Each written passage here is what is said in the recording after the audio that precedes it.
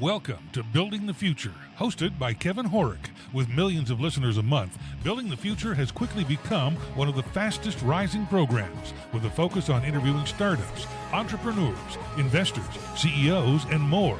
The radio and TV show airs in 15 markets across the globe, including Silicon Valley. For full showtimes, past episodes, or to sponsor the show, please visit buildingthefutureshow.com.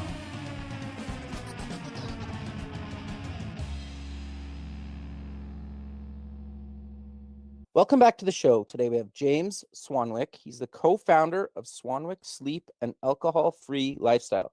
James, welcome to the show. Kevin, thank you very much for having me. I'm really excited to have you on the show. I think, and I was telling you earlier, I think myself and I think a lot of people listening probably want or need more sleep. And I would at least say for myself, I've been trying to cut back on alcohol quite a bit over the last year or so. So I'm interested to learn a ton more from you, and I'm sure all the listeners out there as well. But maybe before we get into all that stuff, let's get to know you a little bit better and start off with where you grew up. Sure. Well, I'm Australian American. I'm an Australian cool. citizen and naturalized US citizen. And I grew up in a place called Brisbane on the east coast of Australia. And I moved to the US 20 years ago. And when I grew up in Australia, or at least after I turned 17, I was a socially acceptable drinker in the sense that I would have, a drink or two most nights of the week, have a bit more on the weekends.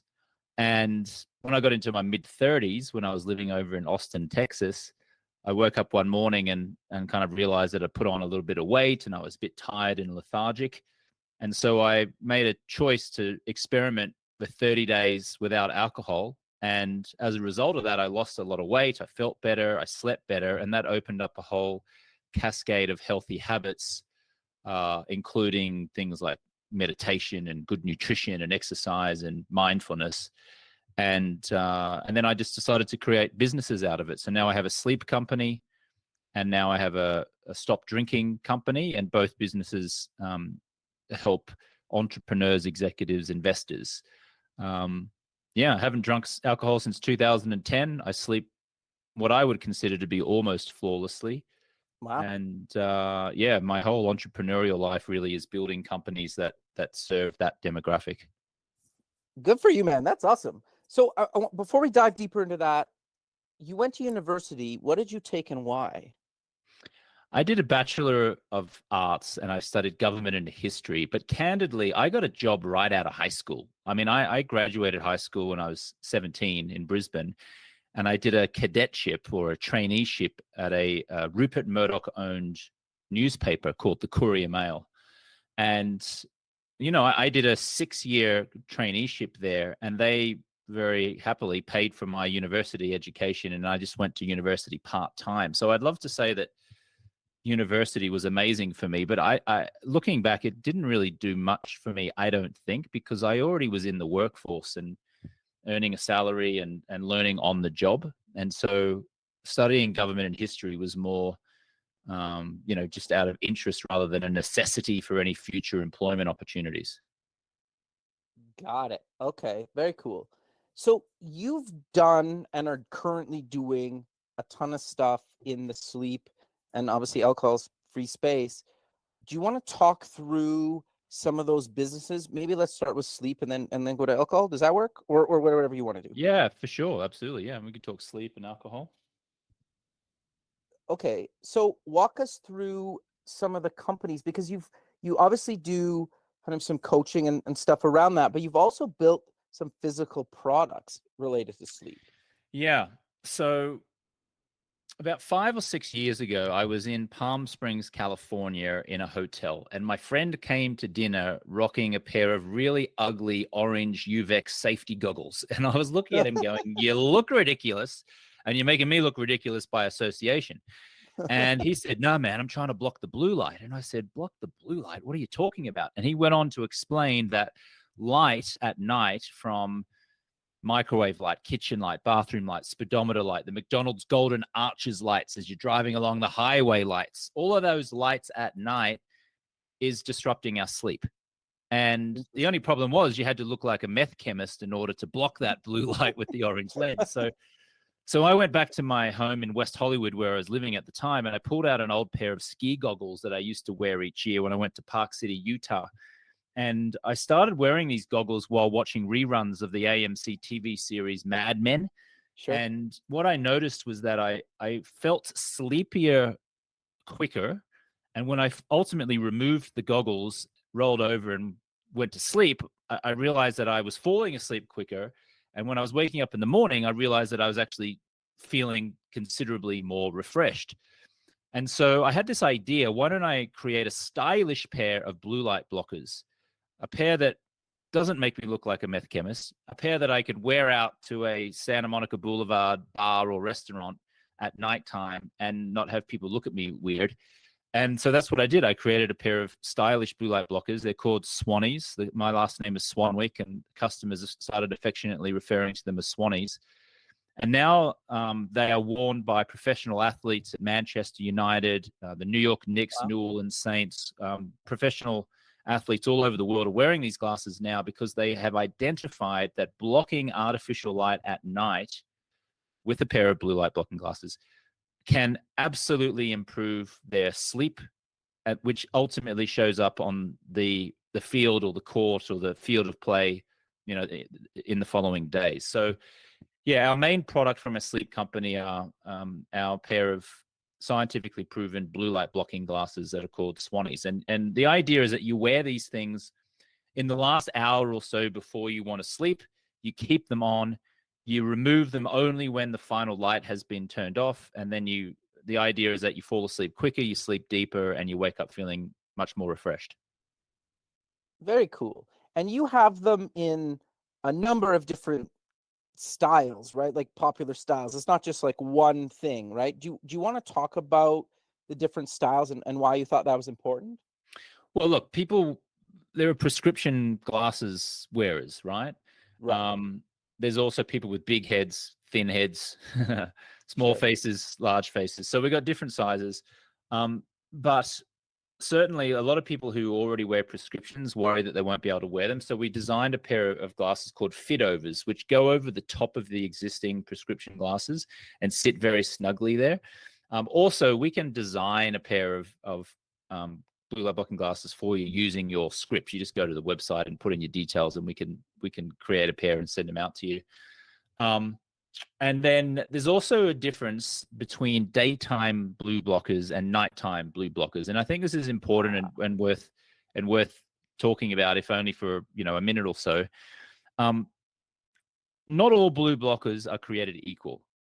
For example, if a great night's sleep is your goal, then you must wear a pair of orange lensed blue blockers, because only an orange lens is going to block enough of the blue light responsible for messing with your melatonin production. If daytime use on a computer is your goal, to not get headaches and to stay clear and focused, then a clear lensed pair of blue blockers are absolutely fine. But the clear lens blockers will not work for helping you improve your sleep. Just will not. In the physical universe that we occupy, it's just impossible. So just to summarize that, you want a clear lensed pair of blue blockers for daytime computer use. And then when the sun goes down, you want to switch to an orange lensed blue light pair of glasses. Fascinating. Okay. So walk us through, like, how did you come up with that, right? Because I don't think a lot of, like, maybe people have heard that, just the blue light stuff before, but I don't think a lot of people know much about the day stuff. And how did you kind of come up with that? Well, we did a lot of research. The University of Washington and the University of Florida actually got our glasses and gave them out to about 1,000 test subjects and did a very comprehensive 6-month study on the glasses.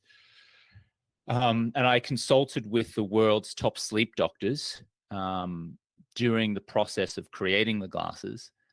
And what I learned, just as a sleep enthusiast in the beginning, and now I consider myself to be a sleep expert, I guess, but in the beginning, as I was just a sleep enthusiast, I came to learn that we absolutely have to block up to 540 nanometers of blue light Okay. at night if we want to make sure that the release of our melatonin stays natural and consistent, right? However, we don't really need to create melatonin during the daytime. We actually want to be alert. We want to be energized during the daytime. We want to have exposure to blue light during the daytime. In fact, the biggest emitter of blue light is the sun, which is why it's so important to go out and get natural sunlight during the day. So to answer your question, it was really a process of studying everything to do with light and sleep and focus and energy. Like I said, I interviewed about a dozen of the world's top sleep doctors, renowned doctors, New York Times bestselling authors. And then ultimately, when I produced our glasses, we put them to the test. University of Washington and University of Florida did, like I said, a comprehensive study on the glasses. Cool. And what the results that came back were that people who wore the nighttime orange lens glasses reported sleeping 11% better. Wow. And they reportedly had a 13% improvement in cognitive ability and productivity in their workplace the following day. So that's not nothing. That's significant. Well, that's huge.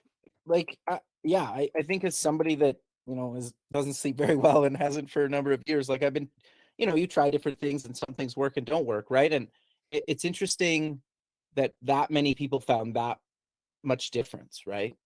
The other thing I think is worth mentioning is you also make them for kids. How are they similar or different? Or are they the exact same thing, just obviously for smaller kid heads? They're the exact same thing, but we just make them colorful for kids so they feel motivated to wear them and that it's fun for them to wear. Because, as a parent, if you ever tried to get your kids to do something and they don't want to do it, oh yes, it's a pretty challenging life. But I'll tell you, if you are a parent and you're listening, then I will say this. Kids are most susceptible to the dangers of blue light. In fact, as we age into adulthood and sort of into our 50s, 60s, and 70s, we actually naturally build up more of a natural protection from blue light, even if we weren't wearing blue light blocking glasses. But when we're children, that natural protection hasn't developed yet.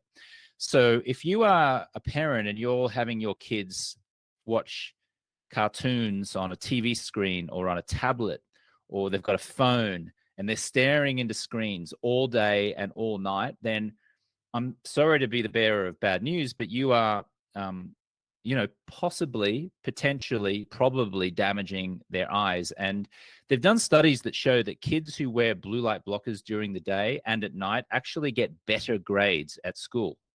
Oh, wow.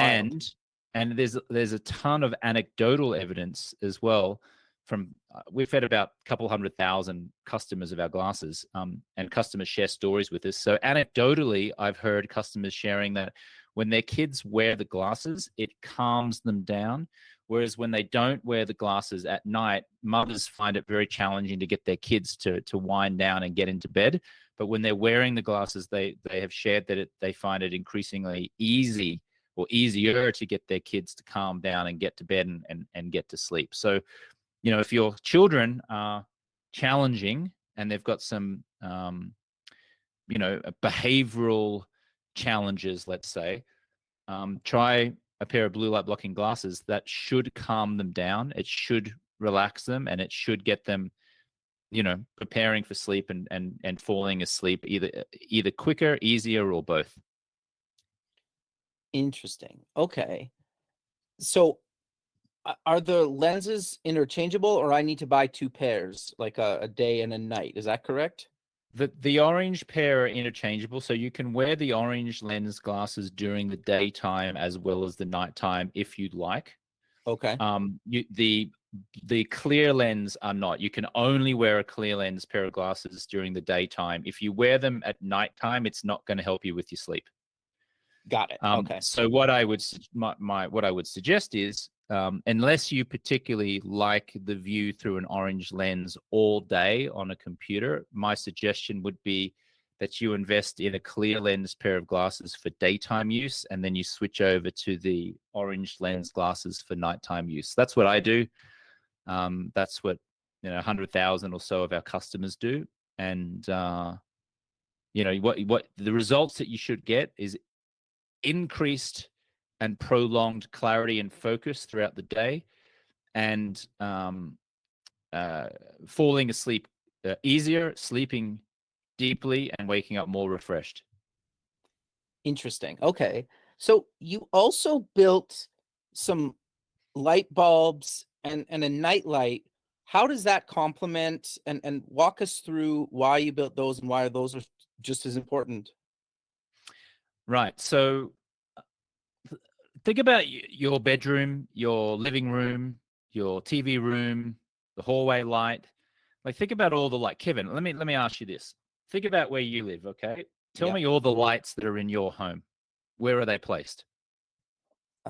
Most of them are probably on the roof, right? Or in lamps kind of around the house. Yeah, but you've got what kind of rooms do you have? You got a bedroom, a Yeah. bathroom, Okay. kitchen. What else? Yeah. What else you got?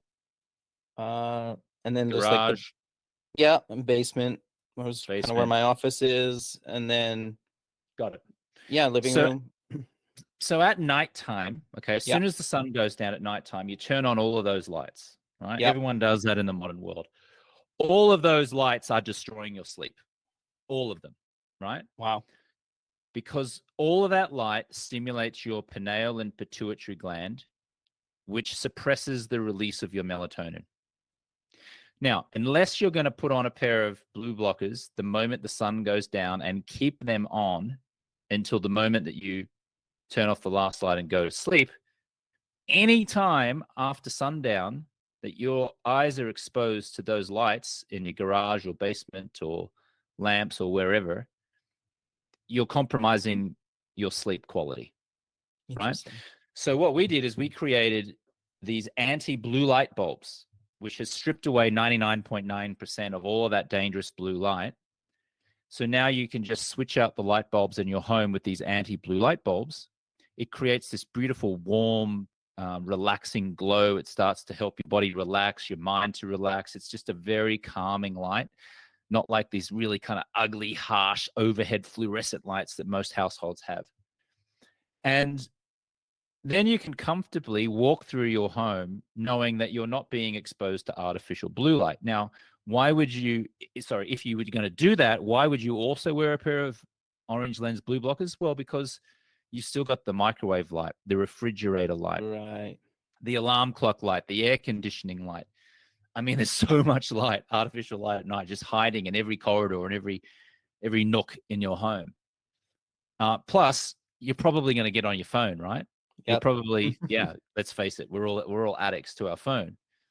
Now, a lot of people also, I can almost sense what possibly might be one of your next questions, Kevin, but Okay. other people ask me this, which is, oh, but what about that night shift setting on the phone for iPhones? And what about the twilight setting on the Android? Like, why do I need to wear blue blockers or buy these light bulbs if I've got that setting on my phone?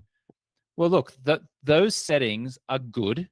I would say that they probably give you about a 2.5 or 3 out of 10 protection. So it's good, right? I Yep. like the idea of it. But again, it still doesn't do anything about the TV screen, the Right. microwave light, the kitchen light, the bathroom light, the shower light, like I said, the air conditioning light, the whatever. And half the time you're out and about, out at dinner, you're driving home, there's the traffic lights. I mean, have a look around. There's so much light at night. It's crazy.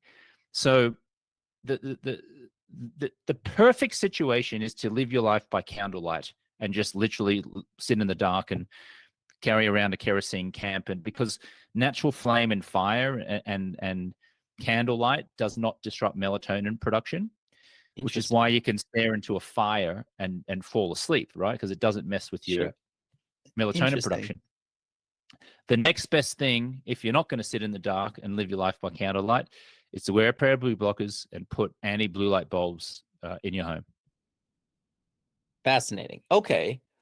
So I'm curious, how does this play into what you're also doing kind of on the alcohol-free lifestyle? Because you mentioned earlier, and I know just from experience, like alcohol can really affect your sleep. You're better off drinking alcohol for breakfast than having any alcohol in the last 8 hours before you go to sleep. That's the Okay, reality, and right? why And do I'll you tell you say why. that? Okay, sure, go ahead. Okay, let's start from the beginning. Alcohol is poison. Sure. Yeah. There's no question. Yeah. You cannot dispute it. Alcohol is nothing but poison. It is filled with toxins. Now, once we accept that, okay, then we can now go, okay, so drinking a glass or two of poison is going to be damaging to my sleep, to my skin, to my stress and anxiety levels, to my feelings of calmness. And when you drink poison, what happens? The body automatically wants to go to work to get rid of the poison. Now, Sure. you asked, how does alcohol affect sleep? Well, here we go, right?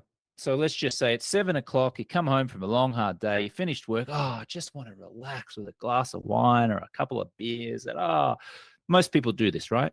Yep. So what do? You have a glass of wine, you have your beer, and a few hours later, you decide to go to sleep. Well, guess what's happened? As soon as you started drinking that alcohol, your liver is now working. It's going to work. You put it to work. Time to go to work, boys. Let's go to work. But guess what? You don't want your body to go to work when you're sleeping. You want your body to rest. You want your body to go into that deep REM restorative phase of sleep. You don't want your body working. So what happens is people drink this attractively packaged poison that we call alcohol. Your body goes to work to try and get rid of the poison and the toxins because it's not supposed to be there. Yes, you might fall asleep quickly because you've had the drink, but the quality of your sleep is going to be severely compromised. And you can track this. Don't take my word for it. Wear an Oura ring if you like. I'm wearing my Oura ring right now. You can have some other kind of wearable. Don't drink one night, track your sleep. Do drink one night, track your sleep. You will be shocked to see the difference in your sleep quality. It's astounding. Interesting. So look, I didn't make the rules. Whoever you believe is God or the spirit or whatever, the big man or big woman upstairs made the rules. I'm just here to share the consequences of our actions. And the reason I jokingly said at the beginning, you're better off having a drink with breakfast, is because at least then your body's got 12 to 16 hours to go to work and get the toxins out of your system. So by the time it's bedtime, you can fall asleep and sleep in a manner that won't be disrupted, because now you can naturally go into that deep restorative phase of sleep. This is not an invitation for you to drink beer with your cornflakes, by the way. Fair enough. So you do this 30-day no alcohol challenge and you help people through that. What experience and findings have you got from that, and what have people kind of told you about how much better they feel? Yeah, so to be clear, my company is called Alcohol Free Lifestyle, and we help entrepreneurs, executives, retirees, investors. We really help people in that kind of entrepreneurial, executive, high performance demographic. Sure. Yes, we do have a 30-day stop drinking program, but really the flagship program and process we have is 90 days. Okay. And I say that, I think it's worth saying that because, look, 30 days is good. It Yes. gives you a glimpse of what it feels like to be alcohol free. However, but in my experience of having coached people since 2015, it doesn't create long-lasting change. In my experience, and certainly various studies have backed this up, one must get to at least 90 days alcohol-free in order for it to really be cemented as a habit, in order for all of the benefits to flow. So I'll tell you the benefits that people share with me from 30 days, and then I'll give you the benefits that people share from 90 days. From 30 days, you should expect to lose some weight, your skin to get better, for you to sleep considerably better, for you to feel less stressed, less anxious, less irritable, be more productive. That certainly does happen. In 90 days, all of that I just mentioned should happen, plus improved relationships, generating significantly more revenue in your business or your career. Maybe you say, I love you. Maybe you say, no more. Maybe you ask for a divorce. Maybe you ask someone to marry you. Maybe you join the gym. Maybe you take up an instrument. Maybe you scratch off one or two things from your lifelong bucket list. Significant changes occur when you are 90 days alcohol free, because now you have the clarity and the focus and the energy to both take care of the shit, excuse my French, that you've been procrastinating on taking care of for, in some case, years and years, in some case, decades. You take care of that stuff, which gives you a breakthrough, or you finally have breakthroughs in all the stuff that you've just always wanted to do, but had just been putting off. So profound changes in someone's life can happen when you're 90 days alcohol free. Nice little changes happen from 30 days, but the chances are you'll go back to your same level of drinking on day 31. In fact, most people celebrate sober October or dry January with a drink or with drinks, right? And I think to myself, what's the damn point of that? You did 30 days, well done, but you did the 30 days as if you were in a prison, and all prisoners want to break out of prison. My invitation to you is go for 90 days. Because then you don't feel like you're in a prison. After a while, you start to go, this is damn good. I like this feeling. Especially when people start complimenting on you on how good you look. Just a warning, you do get better looking when you stop drinking. No, you know what's also interesting that I found, like, even after 2 weeks, like I used to really suffer from like brain fog or like head fog or whatever. And I noticed even after like a week or two, just like how much that cleared up just by like not doing that and making some changes to my diet as well. But I like, so I think just feeling better and getting rid of some of that stuff that's maybe been lingering for a while, right? Like brain fog or whatever people are going through, I think is also really helpful to me when I've, obviously done that. Brain fog gets exterminated when you're alcohol free consistently, no question. Yeah, which I think a lot of people struggle with, right? At least in my experience. I don't know, like I have no science to back that up, but just people I talk to in the entrepreneurial space, it seems like that's a common thing. Especially entrepreneurs. I mean, we're thinking all day, we're working all day, we're calling all day, we're staring at screens all day. We got 50 million different problems we've got to solve every single day. And then you get brain fog, right? And then here's what happens. The traditional entrepreneur, I know many of your listeners are entrepreneurs, works all day, has a drink or two at night to take the edge off, goes to sleep, doesn't sleep that great, wakes up feeling tired, lethargic, irritable, has breakfast, try and give themselves a little pick-me-up, drags their ass out of bed, a little bit slow, has some lunch, works a little bit, crashes towards the afternoon. And so most entrepreneurs are operating at what I would suggest is about a 6 out of 10, 5 or a 6 out of 10, maybe a 7, right? Sure. Yep. Here's the difference. You go alcohol free, you learn how to do it, you learn how to love it, you learn how to embrace it. All of a sudden, at the end of the day, you don't have the drink. You go to sleep, you sleep well, you wake up, you got energy, you make one more call that you ordinarily wouldn't have. You do that over 5 days. That means you've made 5 more calls. If one call equals one new set of business, you get one more client each week. If it's a client business, of course. Sure. And I know businesses where one client equals $20,000. So now you make $20,000 more per week, which is $80,000 more per month, which is almost $1 million per year, just because you stop drinking alcohol. See, most entrepreneurs think, oh, I don't spend that much money on alcohol, thinking that they might spend 10 grand a year on alcohol. But here's the thing. It doesn't matter what you spend on alcohol. It's what you're not generating because you're drinking alcohol. Interesting. So, and you probably get this question a lot, and I think everybody, like I've known a bunch of people that have permanently quit. I know a bunch of people that have quit for a year or longer or months at a time.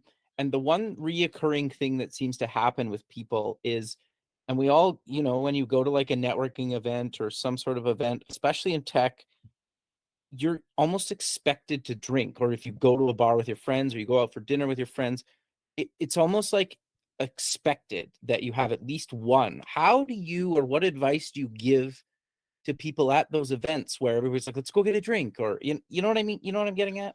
Go with them and order soda, water, ice, and a piece of lime, and let them drink their attractively packaged poison.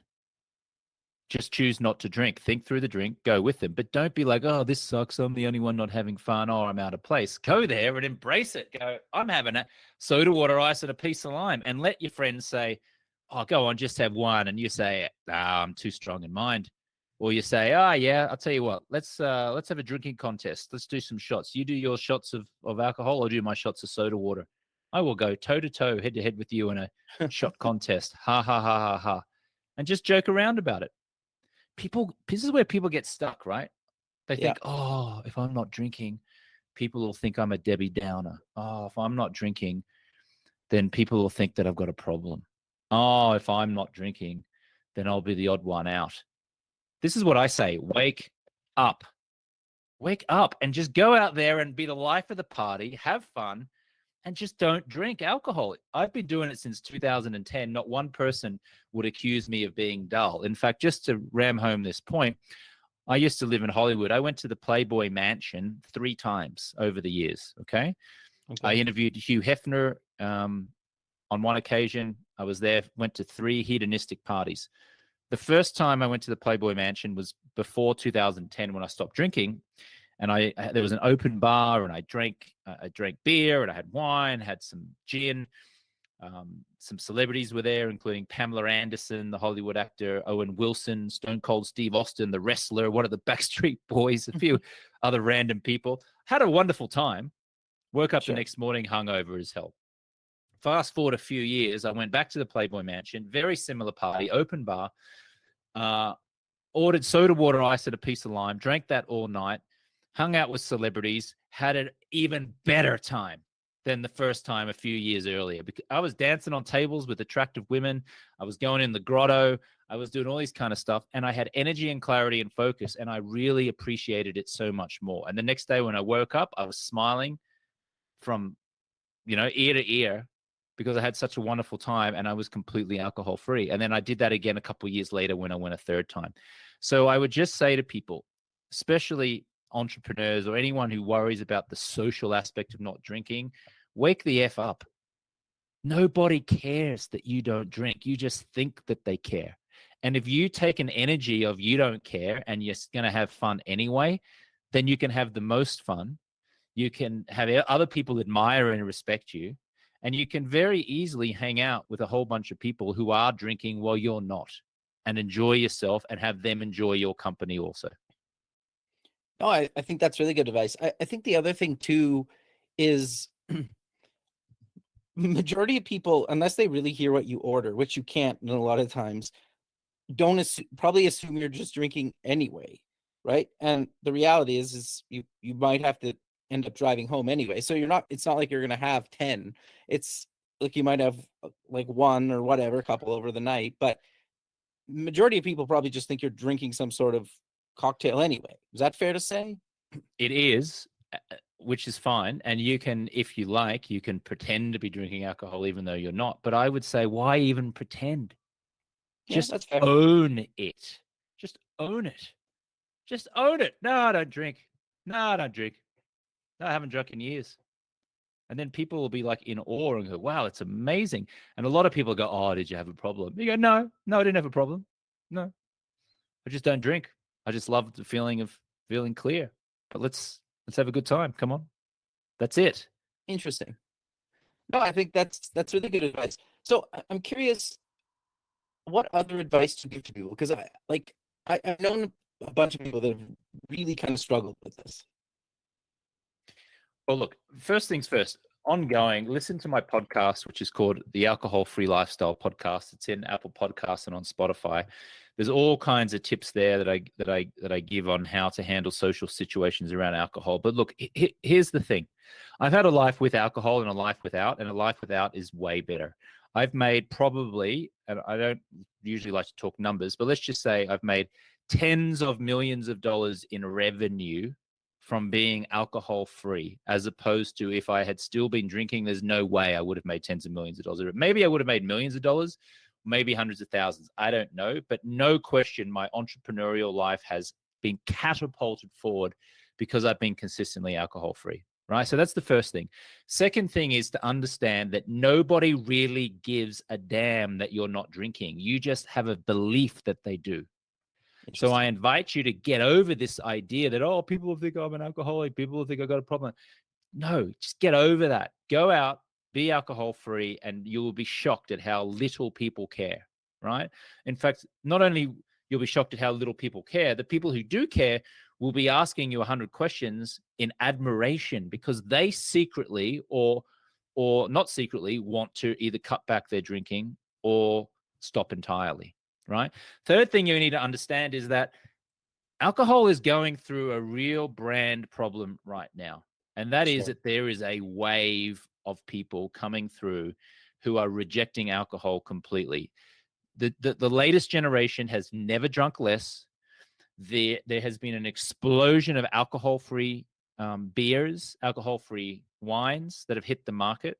They're just exploding. This whole concept of, oh, you got to drink and drink helps you relax, and it's so archaic. And I promise you this, mark my word, you can play this interview back in 20, 30 years. At some point, whether it's in 20 years or 30 years or 40 years, we are going to look back on this time and look upon alcohol the same way that we now look upon cigarettes, with absolute disdain and disgust. And we're going to go, what the hell were we thinking? And our kids and grandkids are going to go, what the hell were they thinking? So this tidal wave, this cultural shift, it started. It's gathering pace. And if you're an entrepreneur and you're listening to this and you want to excel and you want to propel forward and you want to be successful, either for your ego or to take care of your family and your kids and for generations, it's going to be a lot quicker and a lot easier if you're consistently alcohol free. Oh, interesting. I agree with you. So I'm curious, you mentioned a couple other things to do, like meditation, and what other advice do you give to people to maybe, to reduce some of that stress and maybe get their mind off of, that coming home to say, I'm just going to have a beer. Well, I think a lot of people want to replace that with something like a meditation or something like that. How do you get them to change that habit? And what advice do you give to them? Maybe, try meditation or working out or whatever that is.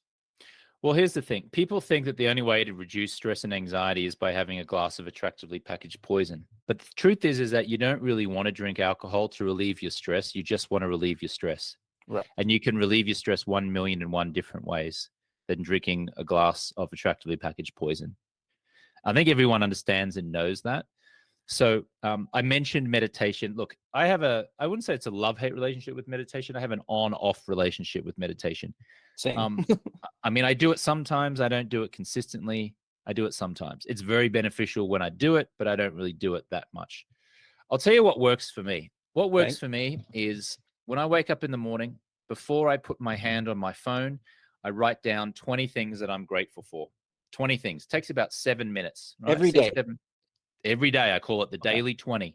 Okay. And what happens is that what it does is that it activates something in my brain called the RAS, which is the reticular activating system. And when I quote unquote force myself to write down 20 things I'm grateful for the remainder of the day, my mind and brain naturally finds evidence that there's even more things to be grateful for. Now, when I'm in that mood and I'm kind of walking down the street going, life is good. Wow, isn't this amazing? Everything's going great. And I'm focusing on all the good that's happening in my life. My stress and anxiety collapses. I don't feel the need at the end of the day to seek refuge in a glass of attractively packaged poison. So it's not quite as simple as saying, well, what do I drink instead? I mean, the answer is anything else, right? I tend to drink iced water with some lime juice or some squeezed lime in it. I love that drink. But really, it starts in the morning, which is be in a grateful mood, and train your mind to seek evidence on an unconscious level that there's lots of things to be grateful for. And you don't need to be seeking refuge in food or alcohol or drugs or shopping or love or whatever. And then practically, most people don't really want alcohol to relieve their stress at the end of the day. They just like the ritual of it. So you can create a new ritual, and the new ritual can be going to the fridge, pulling out a bottle of Pellegrino or Perrier, cutting up a piece of lime, squeezing it into the glass, putting some ice cubes in, and then sitting down on the sofa and sipping on that. And then you can create a very nice ritual of doing that, as opposed to the ritual of coming home and opening a bottle of wine and pouring the wine into the wine glass. So a lot of times you can keep the ritual of pouring yourself a drink at the end of the day, but just make it an alcohol-free drink. No, I think that's actually really good advice. I'm curious. The meditation thing is fascinating to me because I would say I have the exact same relationship with meditation.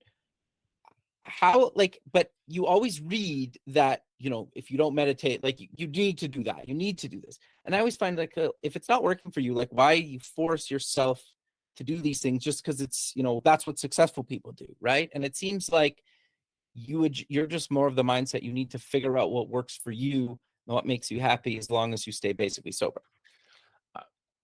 100%. Because if you go scrolling on Instagram for half an hour, you will find dozens and dozens of gurus who say, well, when you wake up, you got to go and do your 30 minutes of power Wim Hof breath work. Then you got to do the ice cold plunge. Then you've got to write down your gratitude stuff. Then you've got to, get the sun. Then you got to do all this kind of stuff, blah, blah, blah, blah, blah, blah. Right? Now that works. Yeah. All of that stuff is great. It is great. And it works. But is it necessary for you? Sure. Maybe not, right?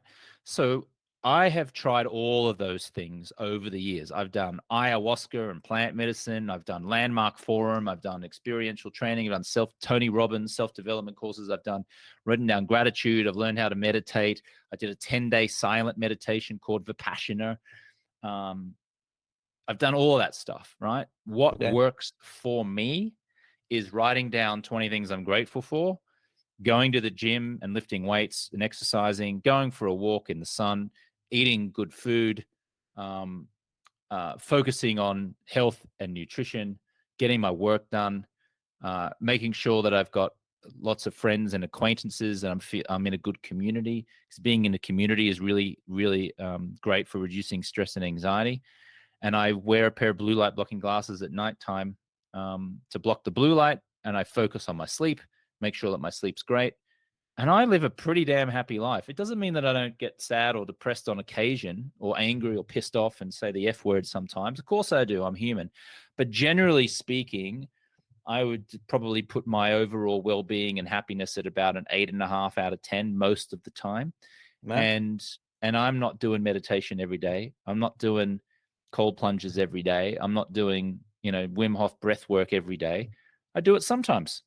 I do that sometimes. What I do every day is be in gratitude and eat well and exercise 6 days a week. I do that every day.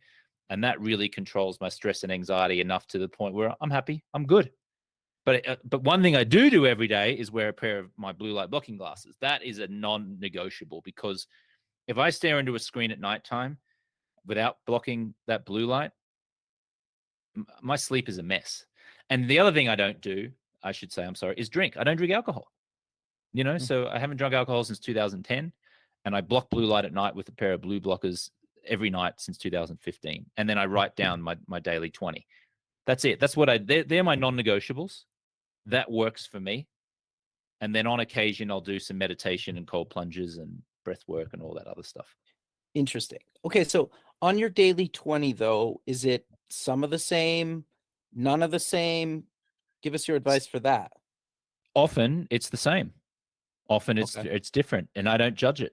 I'm like, if I get to tell myself 365 days of the year that I'm happy with, that I love my family, or that I got to wake up in a bed and I had a roof over my head, and it's the same thing every day, I'm fine with that, because it makes me feel good every day.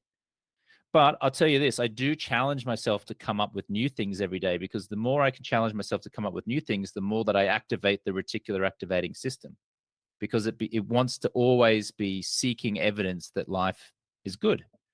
Right. So it's like, to use the analogy, you go into the gym, right? What do you do with your muscle? You destroy the muscle so it gets bigger, correct? Right? Like you're doing a bicep curl, you're lifting heavy weights, it breaks down the muscle, and then over the next 2 days, the muscle repairs and it comes back bigger. Same concept when you're doing your daily 20 gratitude. It's like if you force yourself to think of new things to be grateful for, and you're like, what else can I be grateful for? What else? Then you're putting the mind to work, which means everything becomes easier and stronger and simpler as a result of that. So don't feel like you're doing it wrong. If it feels challenging to come up with 20 new things every day, then great. That's amazing. You're putting the RAS to work, which is going to make you feel a heck of a lot better. Interesting. So you covered it already, and we're kind of coming to the end of the show, but I definitely want to cover it again. You mentioned the podcast. Do you want to repeat what it's called and the other topics that you cover on that? The podcast is called Alcohol Free Lifestyle. And we give coaching on how to stop drinking, how to socialize, how to do business deals and networking without alcohol, how to reduce stress and anxiety at the end of the day so you don't need alcohol, what to say when people are challenging you about alcohol. We have a program that's called Project 90, which is specifically for entrepreneurs, executives, and investors, which helps people to stop drinking for 90 days. And then we have a 1 year long process as well, 365-day program where we'll help you and hold you accountable and give you some coaching and make it all fun to completely change your relationship to alcohol over the course of a year. Most people who go through those programs make more money, get better looking, improve their relationships, and feel remarkably better. And the website is alcoholfreelifestyle.com. Likewise with the sleep company is called Swanwick Sleep, and we're on Amazon as well. Whether it's light bulbs or glasses or sleeping masks or sleep teas, we do a whole lot of sleep products. So if sleep is your goal, you can check us out there and you can find some more information. I'm also on Instagram at James Swanwick, and if you send me a DM, I'll be happy to message you back. Perfect, James. Well, I really appreciate you taking the time out of your day to be on the show, and I look forward to keeping in touch with you, and have a good rest of your day, man. Thank you very much, Kevin. Thank you for having me. Thank you. Thanks for listening. Please visit our website at buildingthefutureshow.com to join the free community, sign up for our newsletter, or to sponsor the show. The music is done by Electric Mantra. You can check him out at electricmantra.com and keep building the future.